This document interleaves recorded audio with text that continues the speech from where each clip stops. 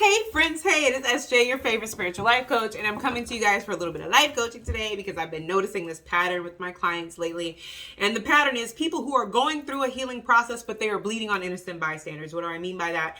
So I recently had a client who works with two people that she considers friends, and this one friend A, she just feels like friend A is constantly calling her just when she needs something, and a situation came up and she kind of like lost it, and friend A was like highly offended, but she was just like, I need to make up my mind. Am I just going to work with friend A, or am I going to be friends with friend A? Because they can't be a work friend and my friend outside of work, because I just feel like this person blurs the lines and takes advantage, and it's just very one-sided. Okay.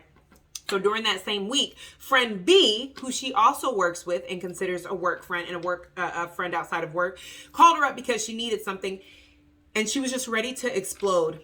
And she wanted to know, was she wrong for that, or why, how to deal with that? Okay, and here's the thing: friend B is very reciprocal. According to this person said, whenever I need something, they always come through. And, anytime that I've ever needed anything, they've always been there for me. That's why I don't mind doing things for her, and I do kind of feel bad, but how do I know she's not going to be like, friend A? Because here's the thing. Friend A has a pattern, okay? Friend A, and listen, the pattern here, I want to make this clear. The pattern does not always have to be just with you. If you have noticed that friend A is always taking advantage of other people, that lets you know that is how friend A works.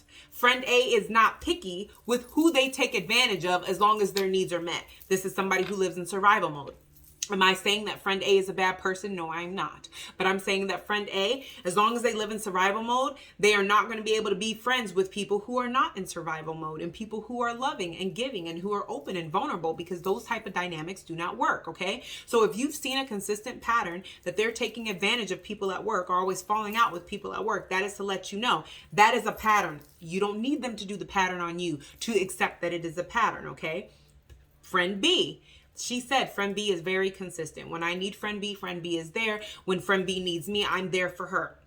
Okay. So when it comes to friend A, she said, I need to figure out if I'm going to be friends with friend A at work, or be just friends with them, outside of work. No, you don't, because the fact of the matter is that morals and values of friend A don't align with you. So even if y'all did not work together, you probably wouldn't want to be this person's friend, okay?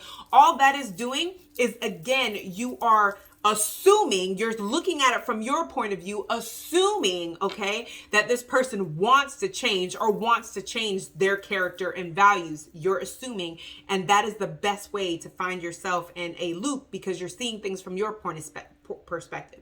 You have to look at things from someone else's perspective. If this person is getting all their needs met by using people, why are they going to want to change? They have to show you that they are changing in order for you to make that dramatic decision, okay? So that's out of your concern. You cannot control anybody but yourself. So you're not going to make that assumption for that person. You're going to put friend A into the only at work. So you may eat with them at work. Y'all have little potlucks, whatever. But when it comes to things outside of work, you may not want to include that person. Why? Because they don't line up with your morals and values. What that does for you is that helps you to create boundaries to where you don't have to cut the entire world off, but the people that I'm vulnerable with and I'm open with and that I'm giving with and reciprocal with, it's safe to be that, because I trust my judgment and I only give to those who give to me. And as soon as somebody shows me that they're not in a reciprocal type of way, or a reciprocal type of, that's not how they operate their life, I categorize them as just an acquaintance, or whatever the case may be, okay? Because this person got really upset with friend B when friend B reached out and said that they needed something, and then they felt some kind of way. That's because at that moment they didn't trust their judgment. What if you betray me? Just like friend A did. But friend B has shown a pattern with you and others that they are reciprocal. Okay, so as long as they're reciprocal and that aligns with your morals and values, it's safe to be open, vulnerable, and reciprocal with that person, okay? And when you start to trust your judgment like that with friends, and you're noticing that you're attracting good friends like that, you start to attract other people too, like romantic interests and things like that, okay?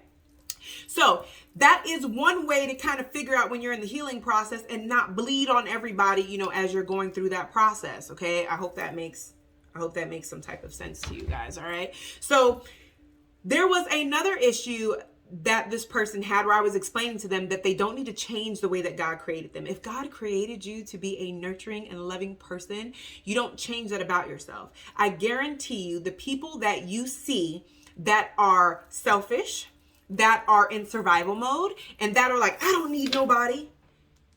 If you ever take a step back and just watch them, they are the ones that need somebody the most. That is why they attract people that are overly giving. Okay? When you step back and look at them, you can see in their face, they're not happy that they cut everybody off. They're lonely. They're not happy that they have to do everything themselves, even though I don't need nobody. They do. But they're so stuck in this cycle and so afraid to open up that it feels safer to them in that moment to be that way. But that's not how God created them. That is the biggest way to get stuck in a cycle if you're moving in a way that God did not create you. That's like trying to get a frog to bark. Frogs aren't meant to bark. They're meant to ribbit. Okay? It is difficult. It is unnatural. It goes against everything that God created them to be in the ecosystem if they bark. Okay?